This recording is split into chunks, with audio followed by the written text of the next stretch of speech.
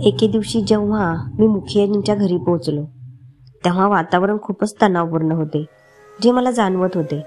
पण हसत खिदळत असणाऱ्या सायलीच्या स्वभावात काहीच बदल झाला नाही. ती हसत माझ्यासाठी चहा घेऊन आली. काका, माझं लग्न ठरलंय. इथून पुढे तुम्हाला नीताच्या हातचाच चहा प्यावा लागेल.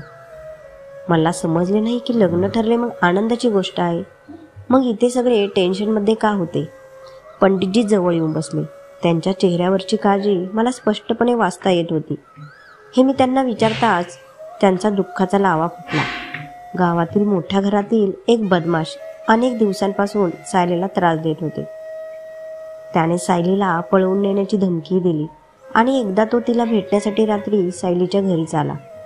मुलाच्या रोजच्या धमक्या आणि खोडकर कृतींना कंटाळून मुखियाजीने सायलीचे लग्न शेजारच्या गावातल्या एका चांगल्या मध्यमवर्गीय कुटुंबात ठरवले होते. तो चांगला कमवणारा मुलगा होता आणि शहरात काम करत होता आणि पुढच्या महिन्यात लग्नही होतं. ही बाब त्या बदमाशाला कळताच त्याने त्या मुलाच्या संपूर्ण कुटुंबाला धमकावले आणि सायलीबद्दल अतिशय उलटसुलट बोलला. लफंगा शहरातील ज्या मुलाशी सायलीचे लग्न ठरले होते त्या मुलापर्यंत पोहोचला तेव्हा आणखी वाईट गोष्ट घडली. आपल्या गुंडासह तेथे पोहोचून त्याने मुलाला बेदम मारहाण केली आणि त्याला अर्धमेले सोडले. संपूर्ण कुटुंब घाबरले, त्यामुळे त्यांनी ते नाते तोडले. सायलीही तुटली होती आणि तिच्या चेहऱ्यावरचे हास्य नाहीसे झाले होते. ते कुटुंबच काय, तर पुढच्या 4 गावातील लोकांनीही सायलीला स्पष्टपणे नाकारले. पंडितजींचेही मन दुखले होते. लग्नाची तारीख निश्चित झाल्यानंतर आणि सर्व व्यवस्था झाल्यानंतर हे नाते तुटणे ही काही छोटी गोष्ट नव्हती आणि त्याहीवर सायलीला त्रास वारंवार तो देत होता. त्यांच्यासाठी आणखीनच क्लेशदायक बनले होते. त्यावेळी मी सायलीला माझ्या घरी आणायचे असे ठरवले. देवाने मला मुलगी दिली नाही, तर मी सून म्हणून तिला मुलीसारखे प्रेम देईन. मी एकदा पंडितजींसमोर तुझ्या आणि सायलीच्या लग्नाचा प्रस्ताव ठेवला आणि त्यांनी लगेच होकार दिला. सायली आमच्या घरात सर्वात सुरक्षित असेल हे त्यांना माहीत असल्यामुळे कदाचित. सायली अक्षयच्याच वयाची होती. मला तिचे लग्न अक्षयशीच करायचे होते, पण थोरल्या भावाचं लग्न झाल्याशिवाय धाकट्याचं कसं करणार. शिवाय तो पदवीच्या मध्यभागी होता. म्हणूनच मी तुझ्याशी लग्न करण्याचा निर्णय घेतला.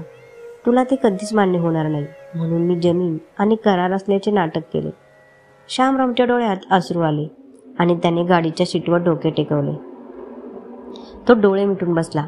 मला वाटले होते की लग्नानंतर काही दिवसात तू तिला स्वीकारशील, पण मी चुकीचा ठरलो. तुझ्या वागण्याने मला असे वाटू लागले की जणू मी त्या मुलीला एका नरकातून बाहेर काढले आणि दुसऱ्या नरकात टाकले. पण तू त्या मुलीकडे बघ, तिने सर्व काही शांतपणे सहन केले. तुझ्या वागण्यामुळे मी लग्नानंतर मुखियाजींना भेटायला कधीच आलो नाही. मनात भीती होती की त्यांनी मला माझी मुलगी कशी आहे असे विचारले तर मी काय उत्तर देऊ. वडिलांचे बोलणे आदित्य शांतपणे ऐकत होता. त्याच्या डोळ्यात अश्रू आले. त्याला त्याच्या कृत्याबद्दल पश्चाताप झाला. त्याने पुढे होऊन वडिलांना मिठी मारली. पप्पा, पप्पा, मला माफ करा. मी नेहमीच तुम्हाला चुकीचं समजलं. मला वाटले की तुम्ही हे लग्न तुमच्या फायद्यासाठी केले आहे. मी चुकीचा आहे पप्पा, पण तुम्ही नेहमीच बरोबर आहात. तुम्ही मला आधी सत्य सांगितले नाही, हे खूप चांगले केले. नाहीतर मी तिच्यावर दया दाखवूनही तिच्याशी लग्न केले नसते, कारण माझी विचारसरणी तुमच्यासारखी नाही बाबा. श्यामराव आपल्या मुलाच्या डोक्यावर खूप प्रेमाने हात फिरवत होते. मला माहीत आहे आदित्य, आजच्या पिढीत प्रत्येकाला शिकलेले आणि नोकरी करणारा जीवनसाथी हवा असतो. होय, सायली तुझ्यापेक्षा खूप कमी शिकलेली आहे, पण कुटुंबाची काळजी कशी घ्यायची आणि प्रत्येक सदस्याच्या गरजा कशा पूर्ण करायच्या हे तिला चांगलं माहीत आहे बेटा. माझ्यावर विश्वास ठेव. कुटुंबाला एकत्र ठेवण्याची कला जगातील कोणत्याही विद्यापीठात शिकवली जात नाही. ही कला ज्याला अवगत आहे त्याला दुसरे काही शिकण्याची गरज नाही. सायली यात पारंगत आहे. सर्वांना आनंदी कसे ठेवायचे हे तिला चांगलेच माहीत आहे. तुला तिच्या कौशल्याची इज्जत केली पाहिजे बेटा. आदित्यच्या डोळ्यातला पश्चाताप आता नाहीसा झाला होता. त्याच्या डोळ्यात आनंदाचे मोती अजूनही चमकत होते. भावनांचे ढग निघून गेले होते आणि आकाश पूर्णपणे निरभ्र झाले होते. जिथे सूर्य चमकत होता आणि सायली आणि आदित्यचे प्रेम जीवनाची नवीन सुरुवात झाली होती. आदित्य आनंदाने वोडकाची संपूर्ण बाटली खाली गटकण्याच्या मूडमध्ये होता, पण शामरावने त्याच्याकडून ती बाटली हिसकावून घेतली. बस, जास्त नाही, लग्नाचा माहोल आहे. पंडितजींना कळलं तर त्यांना वाईट वाटेल. चल आत जा. आदित्य हसत गाडीतून बाहेर आला आणि घरात गेला. शामरावला छातीवरून मोठं वझं उतरल्यासारखं वाटलं. आदित्य आत पोचला. त्याची नजर आजूबाजूला फक्त त्याच्या प्रेमाचा शोध घेत होती. सावित्री आणि सायलीची आई अंगणाच्या मध्यभागी मंडपाच्या टोकाला खुर्च्यांवर बसल्या होत्या. बाहुलीसारखी सजलेली सायली तिच्या सासूजवळ जमिनीवर बसली होती. आदित्य मागून तिच्या जवळ आला आणि तिला खोलीत येण्याची खूण केली. सायलीने तिच्या आई आणि सासूकडे इशारा दाखवून त्याला येण्यास नकार दिला. आदित्य हसला आणि खोलीकडे वळू लागला. खोलीच्या उंबरट्यावर उभा राहिला आणि जोरात ओरडला, सायली, पाणी आण. सायलीसह अंगणात बसलेले सर्वजण आदित्यकडे पाहू लागले. यावेळी पंडितजीही मंडपातून आदित्यला पाहत होते. बिचारे घाबरले. सायली उठली आणि स्वयंपाकघरातून पाण्याचा ग्लास घेऊन दाराबाहेर उभी राहिली. आदित्यने हात पुढे करून तिला खोलीच्या आत ओढले. तुम्ही असे का करता? किती लोक बसले आहेत तिथे. ओके, सॉरी बाळा, मी आता नाही करणार असे, फक्त माझं ऐक. आदित्य लहान मुलासारखे त्याचे कान धरून म्हणाला आणि सायलीला ओढून आपल्या मांडीवर बसवले. काहीतरी अपूर्ण राहिलं होतं, ते पूर्ण करूया. सायलीला तो काय बोलतोय ते कळत होतं. ऐका, बाहेर लग्न चालू आहे आणि आपण तिथे असायला पाहिजे. फक्त एकदा प्लीज, आदित्य तिला विनंती करताना म्हणाला. सायलीने डोळे खाली केले आणि ओठांनी त्याच्या कपाळाचे चुंबन घेतले. आदित्यने तिच्या कमरेभोवती हात घातला आणि तिला छातीशी घट्ट मिठी मारली आणि त्याचे जळते होठ तिच्या गालावरून तिच्या मानेपर्यंत फिरवू लागला. सायली फक्त डोळे मिटून त्या सुंदर क्षणाचा आनंद घेत होती. ती आदित्यच्या मांडीवर हात गळ्यात घालून बसली होती. दाराबाहेर लोकांच्या येण्या जाण्याचे आवाज येत होते. सायलीला भीती वाटत होती थोडी, की पुन्हा कोणी दार ठोठावले तर यांना पुन्हा राग येईल. ती पटकन पुढे सरकली आणि तिने आदित्यचे होठ आपल्या ओठाने पकडले. आदित्य तिच्या या घाईसाठी अजिबात तयार नव्हता. तो हसायला लागला. त्याने सायलीच्या ओठांना बोटांनी पकडले. अरे रे, तू तर खूप घाईत आहे बाणो, माझ्यावर अशी जबरदस्ती करू नकोस बेबी. सायली हसली. व्हा बाजूला, मला जाऊ द्या, सोडा मला. तुला रोमॅन्स कसा करायचा हे देखील माहीत नाही. चल, मी तुला शिकवतो. हो, नंतर शिकू. चला आता बाहेर जाऊया. कुणी आलं तर तुम्हाला परत राग येईल. आदित्य सायली बरोबर खोली बाहेर आला.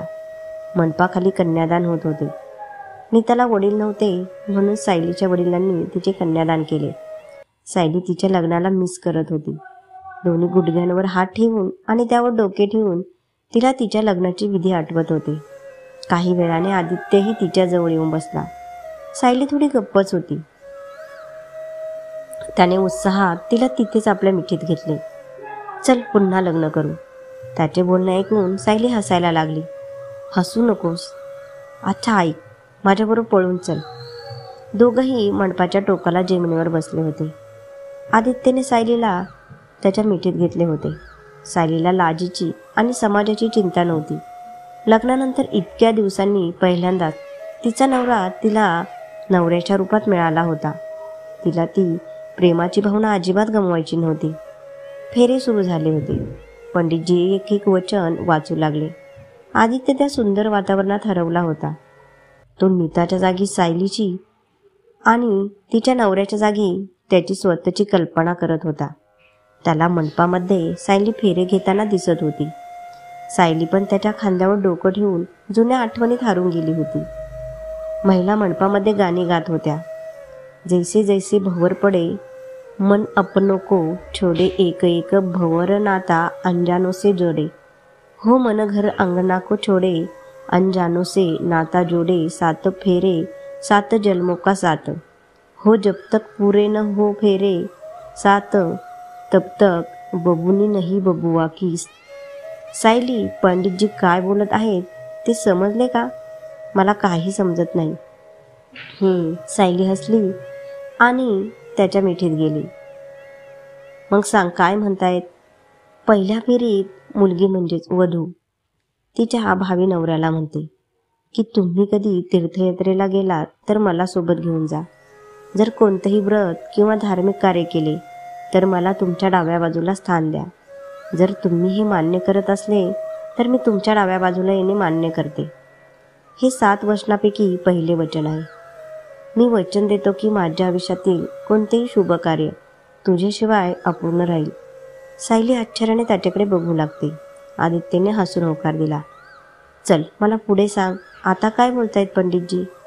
आदित्य म्हणाला. दुसऱ्या वचनात ती मुलगी तिच्या भावी पतीला सांगते की जसे मी माझ्या आई वडिलांचा आदर करते त्याचप्रमाणे मी तुमच्या आई वडिलांचा आदर करेन आणि घराच्या रीतीनुसार धार्मिक विधी पाळेन.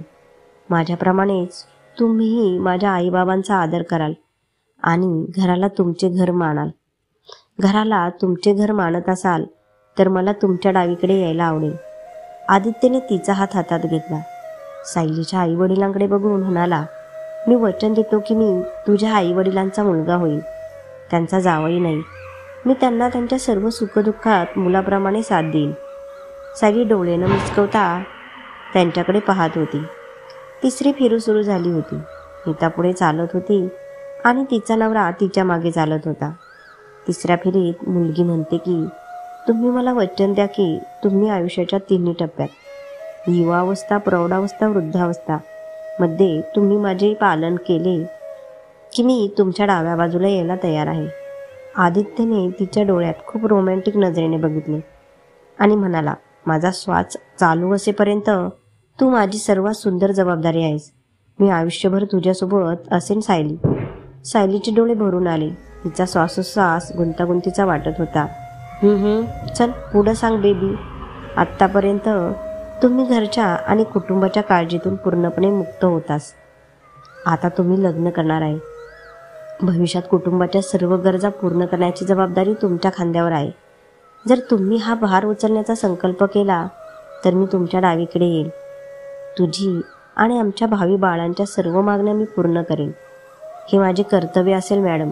मी माझ्या लाडक्या कुटुंबाला कधीही त्रास होऊ देणार नाही. मी तुला वचन देतो. 5वी फेरीची सुरू झाली होती. आदित्य आणि सायली सुद्धा त्याच मांडवात मनाने फेरे घेत होते. प्रत्येक फेऱ्यानंतर सायलीला स्वतःला आदित्यच्या जवळ आल्याचे जाणवत होते.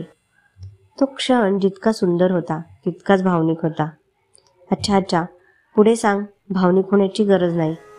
5व्या फेरीत मुलगी तिच्या भावी नवऱ्याला सांगते की जर त्यांनी माझा सल्ला घेण्याचे वचन दिले आणि त्यांच्या कौटुंबिक कामात, व्यवहारात किंवा इतर कोणत्याही खर्चात तिला महत्त्व दिले तर तिला तुमच्या डावीकडे यायला आवडेल. मी वचन देतो, तुझ्या सल्ल्याशिवाय मी माझ्या वैयक्तिक आयुष्याशी संबंधित कोणताही निर्णय घेणार नाही. सायलीच्या डोळ्यातून आनंद ओसंडून वाहत होता. साऱ्या समाजाची पर्वा न करता ती मंडपाच्या एका कोपऱ्यात आदित्यच्या मिठीत होती. आदित्यने तिचा हात घट्ट पकडला होता.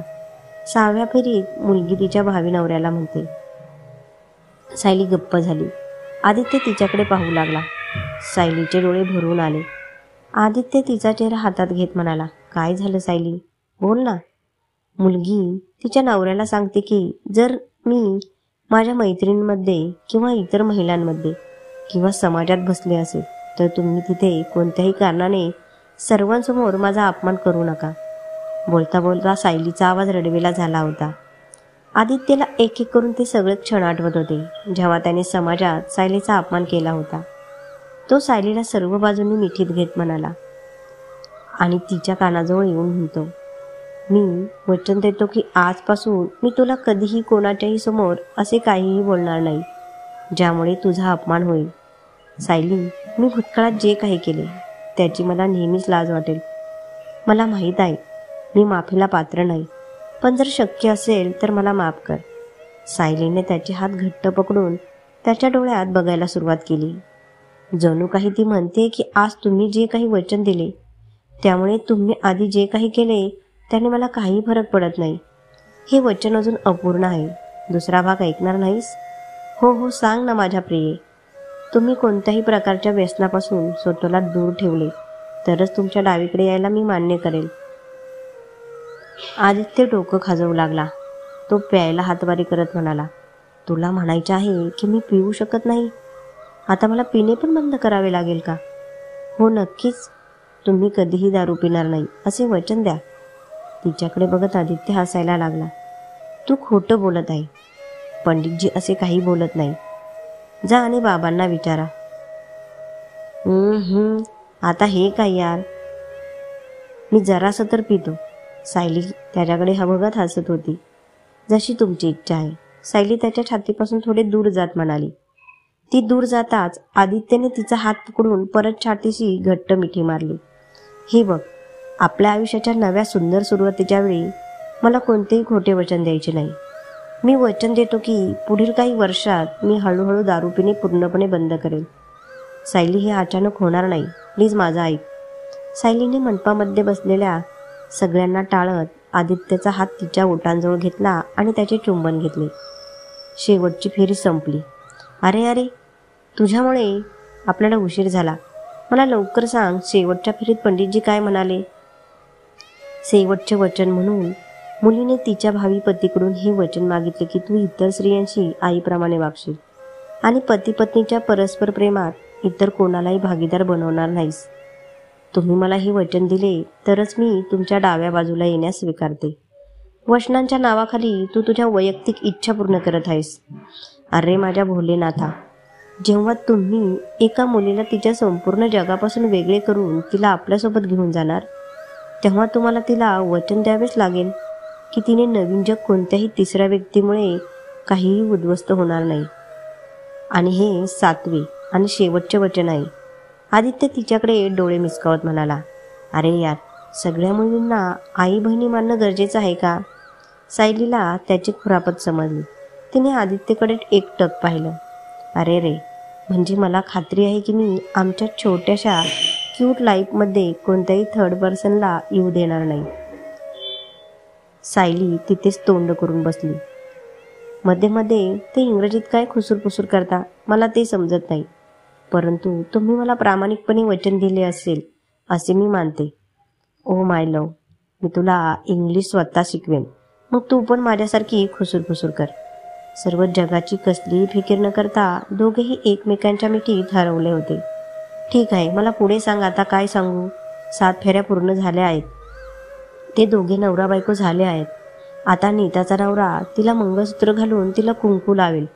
म्हणजे त्याने नीताच्या सगळ्या मागण्या मान्य केल्या आहेत आणि तो 7 वचनही पूर्ण करेल. मग म्हणजे मुली कोणतेही वचन देत नाहीत? होय, ही फसवणूक आहे. तू मला सर्व वचने द्यायला लावलीस. तू एक घाणेरडी मुलगी आहेस. नाही देत. तुम्ही मला घेऊन जायला येता, मी तुम्हाला न्यायला येत नाही. त्यामुळे तुम्हाला आम्हाला वचन देणे भाग आहे. ज्या दिवशी नवरदेवाला नवरी घेऊन जाईल त्या दिवशी नवरी ही सगळी वचनं देईल. मी माझ्या कुटुंबाला कधीही सोडू शकत नाही. माझ्यात हिंमत नाही. सायली ओळ्या डोळ्यांनी आई वडिलांकडे पाहू लागली. आदित्य तिच्या भावना समजून घेत होता. त्याने सायलीला आपल्या मिठीत धरले आणि तिच्या कपाळाचे चुंबन घेतले आणि म्हणाला, सायली, मी तुला तुझ्या कुटुंबाची उणीव कधीच भासू देणार नाही. दोघे एकमेकांच्या डोळ्यात बघत बसले होते. इथे मंडपात नीताला मंगळसूत्र घालून सिंदूर भरला होता. इकडे सायलीच्या भांगात भरलेला लाल सिंदूर आज आणखीनच चमकत होता. व्हॉट्सॲपवर मेसेज येत होते. आदित्यने मेसेज ओपन केला. अक्षयने त्याचे आणि सायलीचे मंडपामध्ये बसलेले अनेक फोटो पाठवले होते. आदित्यने त्याला एक गोंडस इमोजी पाठवला. दुसऱ्या दिवशी सकाळी नीता निघून गेली होती. इतक्या दिवसांचा घरातील कोलाहल आणि गोंधळानंतर आज पूर्ण शांतता होती.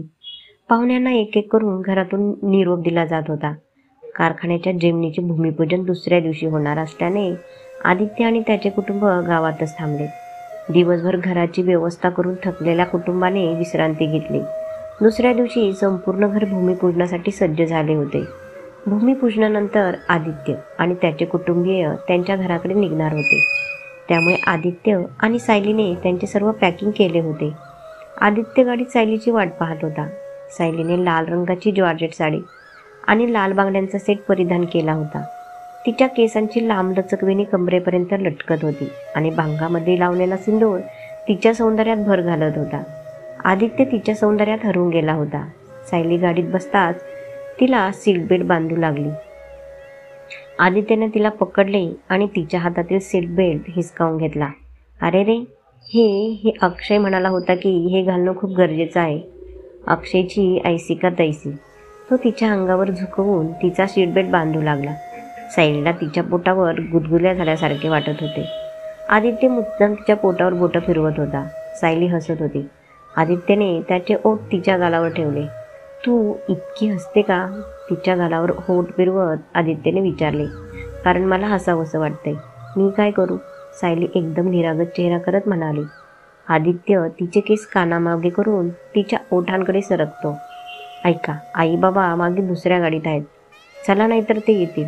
आदित्य तिच्यापासून दूर जाण्याआधीच गाडीच्या काचेवर टकटक झाली. रोमिओने ज्युलियटचा सीट बेल्ट लावला असेल तर मी आत येऊ का? अक्षय दृष्टपणे हसत म्हणाला. सायली आणि आदित्य दोघेही एकत्र बोलले. तू का? कारण सायलीचे आई वडील त्या गाडीत बसले आहेत. म्हणूनच तुम्हाला ही हड्डी बळजबरीने तुमच्या चविष्ट कबाबमध्ये ढकलावी लागेल. आणि खरं तर एक नाही तर 2 हाडं आहेत. सायलीचा भाऊही आमच्या गाडीत येणार आहे.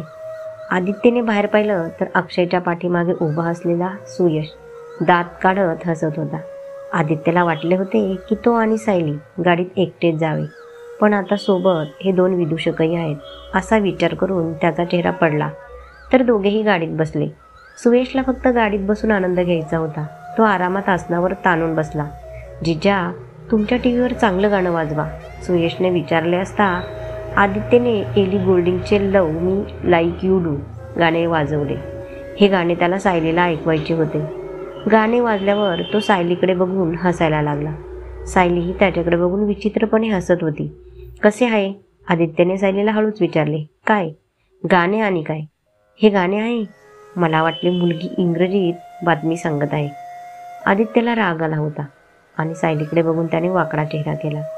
हे गाणे सुयश आणि सायली दोघांच्याही डोक्यावरून जात होते. सुयश शेजारी बसलेल्या अक्षयला म्हणाला. काय भाई, या बाई का रडत आहे? तिचा नवरा तिला सोडून पळून गेला आहे का? आदित्यने गाडी थांबवली आणि डोक्यावर मारून घेतले आणि सुयशच्या गळ्याला पकडण्यासाठी पुढे जाणारच होता की मध्येच अक्षय आला. हा त्यांच्या गाण्याचा प्रकार नाही हे अक्षयला समजले आणि तो लगेच म्हणाला. अरे भाई कूल कूल. अक्षयला समजले हे या दोघांच्या टाईपचं गाणं नाही. भाई, माझे ब्लूटूथ कनेक्ट कर आणि मी सॉन्ग प्ले करतो. आदित्य ते करतो आणि अक्षयने यूट्यूब उघडले आणि तेरी अखियों का काजल चालू केले. सायली आनंदाने डोलायला लागली आणि त्यानंतर सायली, सुयश आणि अक्षय यांनी आदित्यच्या कारला डान्स फ्लोअर म्हणून गोंधळ घातला. त्यामुळे बिचाऱ्या आदित्यला गाडी चालवणे अवघड झाले. आदित्यला अक्षय आणि सुयशवर राग येत होता, पण सायलीला बेफिकरपणे नाचताना पाहून तो हसत होता. आदित्यने सायलीचा हात धरून तिला आपल्या चेहऱ्याजवळ ओढले. आदित्य तिच्या कानात कुजबुजला. घरी पोचल्यावर तुला माझ्यासाठी असेच नाचावे लागेल, फक्त माझ्यासाठी. अच्छा जी. हो जी बानोजी. घरी पोचल्यावर तुला माझ्यासाठी खूप काही करावं लागेल. त्याचा मादक आवाज सायलीच्या अंगाला गुदगुल्या करत होता. ती लाजून मागे सरकली आणि सीटवर बसली. डिटेक्टिव्ह स्टाईलमध्ये सीटवरून लटकून दोघांचे ऐकण्याचा प्रयत्न करणाऱ्या अक्षयला टी शर्टला ओढून सुयश खाली बसवतो. आदित्य आणि सायली दोघेही वळून मागे पाहू लागले. अचानक सुयशला काहीतरी आठवलं आणि तो आदित्यच्या कानाजवळ आला आणि हळूच म्हणाला. जिजा, तुम्हाला चव्हाण साहेबांना भेटायचं होतं ना? आजच त्यांना भेटा. बब्बन कुठेतरी बाहेर गेला आहे आणि लवकरच परत येईल. तुम्हाला सांगितलेस ते बरे झाले. मी विसरलो होतो. कारखान्यात सगळे पोहोचले होते. पंडितजींनी शामराव आणि सावित्री यांना पूजेला एकत्र बसण्यास सांगितले. मी माझ्या मुलासाठी ही जमीन खरेदी केली आहे. तो हा कारखाना चालवेल. आदित्यने सायलीला डावीकडे बसण्यास सांगितले. सायली त्याच्याजवळ बसताच आदित्य तिच्या कानात कुजबुजला. हे बघ, मी लग्नाचे माझे पहिले वचन पूर्ण केले आहे. आपल्या लग्नानंतरचे हे माझे पहिले शुभ कार्य आहे, ज्यात तू माझी जोडीदार आहेस आणि भविष्यातही अशीच राहशील. सायलीला तिची सगळी स्वप्न पूर्ण होताना दिसत होती. हेच तर तिला नेहमी हवं होतं आणि आता ते पूर्ण हक्काने मिळतही होतं. भूमिपूजनानंतर शामराव पंडितजींशी बोलले. पुरे झाले भाऊ आता. आम्ही हायवेवर पोहोचलोच आहोत. इथून शहरातच जातो. लवकरच पुन्हा भेटू. आदित्यला अजून काही काम बाकी होते. अखेर त्याला रणदीप चव्हाणला भेटायचे होते. तो त्यांना थांबवत म्हणाला, पप्पा, माझं थोडं काम बाकी आहे.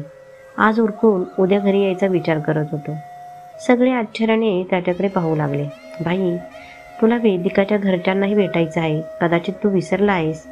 उद्या सकाळी घरी आल्यावर मी तिथे जाईन. भाई, उद्या एंगेजमेंट आहे. एवढ्या लवकर सगळं कसं सांभाळणार? तुझा माझ्यावर विश्वास आहे ना? त्यांचे बोलणे चालूच होते. तेव्हा सायलीचे वडील बोलले, अरे भाईसाहेब, आदित्य बाबूला काम आहे तर तुम्ही पण एक दिवस आमच्याकडे राहा. असो, लग्नाच्या धामधुमीमुळे मी तुमचा पाहुणचारही करू शकलो नाही. श्यामरावने थोडी नाखुशी दाखवली, पण पंडितजींनी वारंवार विनंती केल्यावर त्यांनी मान्य करून सर्वांसह गावात परतले. आदित्य परत येताच सुयश सोबत गाडीत बसला आणि चव्हाण साहेबांच्या हवेलीकडे निघाला. घरात खूप चहलपहल होती. घर सजवले जात होते. जणू काही मोठ्या समारंभाची तयारी सुरू होती. सुयशला विशेष काही माहीत नव्हते. दोघेही आत पोचले. पांढरा कुर्ता आणि पायजामा घातलेला, मोठ्या मिशा असलेला एक भारी भक्कम आकर्षक व्यक्तिमत्व असलेला माणूस हवेलीच्या मुख्य हॉलच्या मध्यभागी असलेल्या सोफ्यावर बसला होता. हा जमीनदार साहेब, सुयश आदित्यच्या कानात हळूच म्हणाला. सुयशने जमीनदार साहेबांच्या स्वभावाविषयी आदित्यला सांगितले. आदित्य पुढे आला आणि त्यांच्या पायाला आदराने स्पर्श केला. एका अनोळखी तरुणाच्या पायाला अशा प्रकारे हात लावताना पाहून त्यांना धक्का बसला. मागे सुयश उभा होता. तुम्ही कोण आहे? मी तुम्हाला ओळखलं नाही, रणदीपजी म्हणाले. मी आदित्य, श्यामराव ग्रुप ऑफ इंडस्ट्रीजचा MD आहे आणि इथल्या प्रमुखाचा जावई आहे. मी तुमच्याबद्दल खूप ऐकलं होतं. मला तुम्हाला भेटायचं होतं म्हणून मी आलो. आदित्यचं नाव ऐकताच रणदीप चव्हाण थोडा गंभीर झाला, पण नंतर त्याने अतिशय हळुवारपणे आदित्यला बसायला सांगितले. मला सांगा, मी तुमच्यासाठी कोणती सेवा करू शकतो? आदित्य घराची सजावट बघत होता आणि ते हसत म्हणाले, असे वाटते चुकीच्या वेळी आलोय. तुम्हाला त्रास तर नाही दिला ना?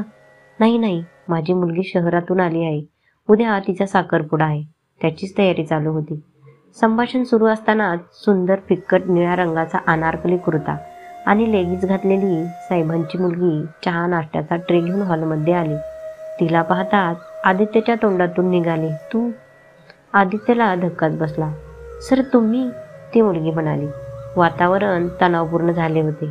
वास्तविक रणदीपची मुलगी आणि बब्बनची बहीण दुसरी तिसरी कोणी नसून आदित्यची पर्सनल असिस्टंट वेदिका होती. वेदिका बेटा, तू ओळखतेस का यांना? ठाकूर साहेबांनी मुलीला विचारले. हो बाबा, हे माझे बॉस आहेत. सायलीचा नवरा वेदिकाचा बॉस आहे हे जाणून रणदीप घाबरला. त्याच्या मनात कुठेतरी बबनची भीती होती. हे कळल्यावर बबनला अजिबात आनंद होणार नाही हे त्याला माहीत होतं.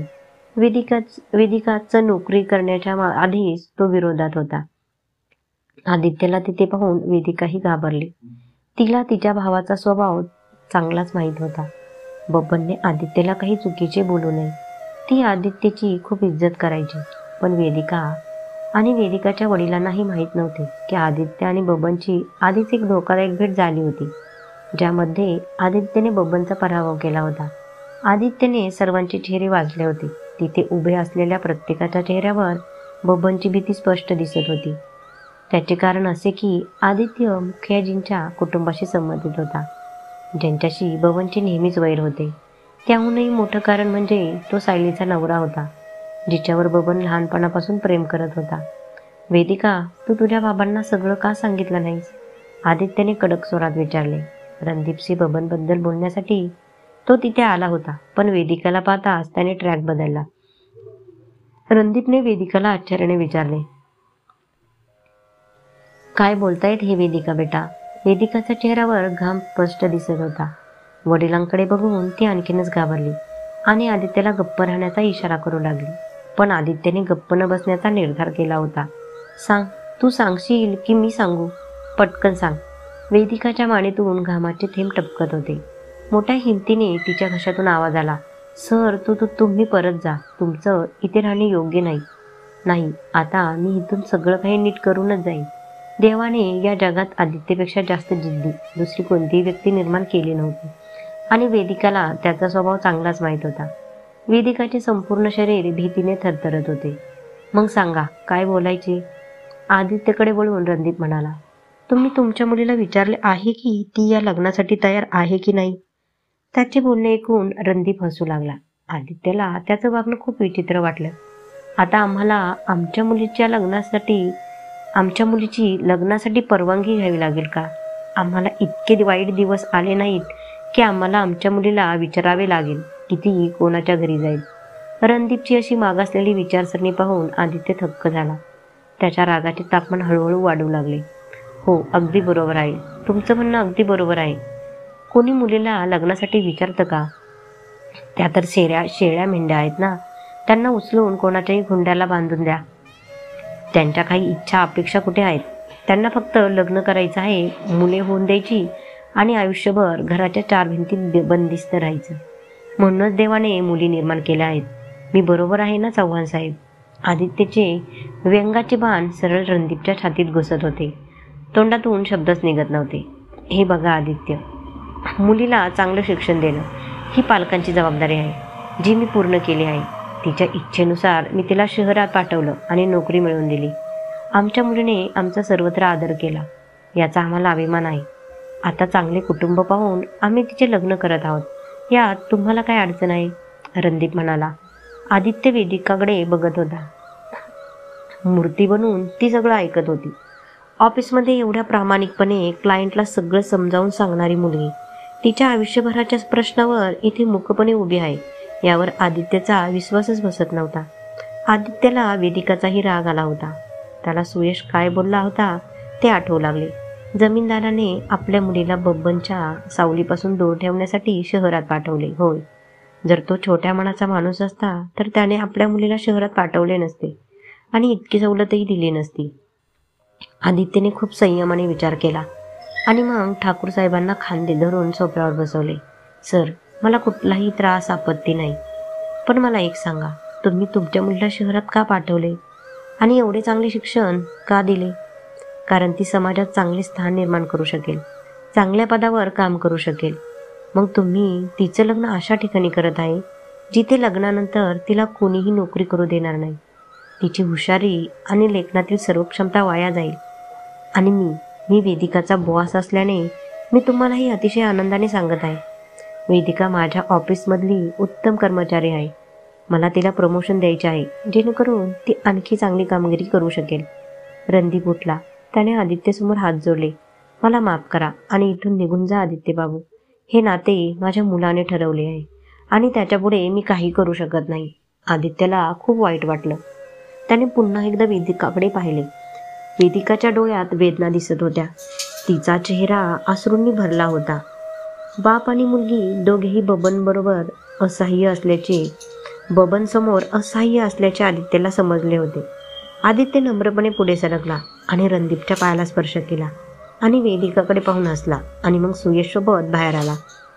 इकडे अर्णव एकटा पडला होता. फिरत फिरत तो सायलीकडे पोहोचला. सायली, यार मला कंटाळा येतोय. पहिलं म्हणजे भाईनेही मला सोबतने घेतलं नाही. दुसरं, तुझ्या भावालाही घेऊन गेला. मला सांग, किती छान मनोरंजन होतंय त्याच्यासोबत. सायली खोली पुसत होती. ती वळून हसत म्हणाली, बाबांसोबत बागेत जा. आंब्याची झाडं फुलली आहेत. कच्चे आंबे खायला मिळतील. तू चल ना यार, बाबांसोबत मजा नाही येणार. काही बोलायच्या आधी तिला अचानक काहीतरी आठवलं. ती पटकन हात धुवून म्हणाली, अक्षय, तुझा भाई सांगत होता की तुला कोणती तरी मुलगी आवडत आहे. अक्षयला जरा धक्काच बसला. मग तो विचार करू लागला, अरे काही दिवसातच यांचे नाते इतके घट्ट झाले की भाई त्याच्या वैयक्तिक गोष्टी तिच्यासोबत शेअर करू लागला. तो हसून म्हणाला, हो सायली, मला ती आवडत आहे, पण तिला मी आवडतो की नाही अजून माहीत नाहीये. अरे का? तू खूप छान आहेस. जर कोणी तुला पसंत करत नसेल तर तिचे नशीब खराब असेल. वेदिकाचं लग्न आठवून अक्षय थोडा उदास झाला. काय झालं अक्षय, सांग मला.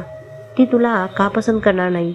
अक्षय तिला सांगणार होता की आजपर्यंत त्याने वेदिकाला प्रपोजच केले नाही, कारण त्याला नकाराची भीती वाटते. पण त्याच्या दृष्टमनात पुन्हा एकदा कट रचला. ते काय आहे ना? काय? मला सांग. तुला हवं असेल तर मी त्या मुलीशी बोलून तिला समजावू शकते की तू या जगातला सर्वोत्तम मुलगा आहेस. तुझ्या भावानंतर.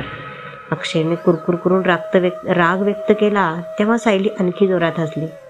मला सांग, ती मुलगी तुला का पसंत करणार नाही? कारण त्या मुलीचं भाईवर प्रेम आहे. ती त्याच्या प्रेमात पडली आहे. त्याने पुढे त्यात आणखी मीठ आणि मिरची मसाला टाकला. अजून काय आहे ना सायली, भाईही तिला खूप लिफ्ट देतो. सायली, मला सांग, अशा परिस्थितीत मी माझं प्रेम परत कसं मिळवू? अक्षय म्हणाला आणि तोंड दाबून हसायला लागला. बिचाऱ्या अक्षयला हे माहीत नव्हते की वेदिकाच्या नावाने एक घोटाळा आधीच झाला होता आणि आता त्याने सायलीच्या लहानच्या मनात संपूर्ण महाभारताची स्क्रिप्ट घुसवली होती. सायली कमरेवर दोन्ही हात ठेवून एखाद्या चिडलेल्या पक्षासारखी दिसत होती. तुझ्या भाईला येऊ दे तर पाहून घेते त्यांना. इकडे ठाकूर साहेबांच्या वाड्यातून बाहेर पडल्यावर आदित्य गाडीत बसला असताना स्टेअरिंगवर हात ठेवून जोरजोरात हसायला लागला. शेजारी बसलेला सुयश घाबरला. काय झाले जिज्जा? आदित्य हसत सुयशकडे बघत म्हणाला, सुयश, मला एक गोष्ट सांग, ज्याला बब्बनसारखा मेहुणा मिळेल त्याचे काय होईल? बिचाऱ्याचे नशीब खराब झाले समजा जिज्जा. मी हाच विचार करत होतो. सुयशचे बोलणे ऐकून आदित्यला अजून हसू फुटले. सुयश अजून समजू शकला नाही की तो एवढं मजेशीर काय बोलला होता. हवेलीपासून थोडे पुढे गेल्यावरच एक काळी स्कॉर्पिओ गाडी त्याच्यासमोर येऊन थांबली. धन्यवाद.